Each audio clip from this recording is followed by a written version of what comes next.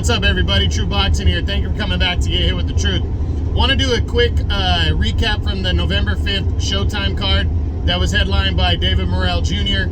against Yerbossynuly. Just want to talk about the quick undercard, the undefeated middleweight contender on the rise. I'm not even going to try to pronounce his name. He defeated Nathaniel Gallimore impressively. He's continuing to move up with that win. Then another middleweight showdown. Some unheralded guy came out of nowhere and knocked out Jason Rosario.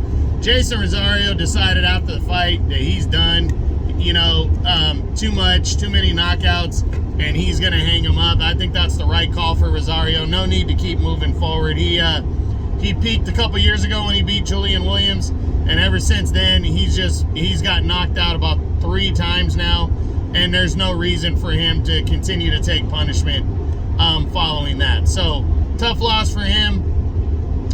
Sad to see him go because, he got a lot of heart, but when the talent can't back up the heart, then, then you got to do something, and getting hurt is not the thing to continue to keep doing.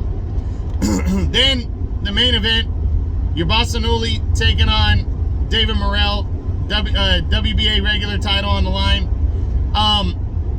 Morrell went in there, and he needed a guy like Yerbossynuly, because this is only Morrell's 8th or 9th career fight, and he's defending his secondary belt, trying to land a bigger fight.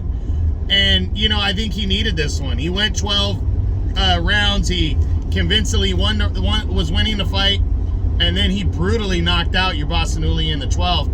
Yerbossynuly has had to go to the hospital because of it. I think he might have slipped into a coma as well. I think that was what they were saying. So, hopefully he's going to be okay following that. That's always tough. In the sport of boxing, like Mike Tyson said, you don't play boxing. This is real life stuff, and hopefully Yerbossynuly's going to be okay.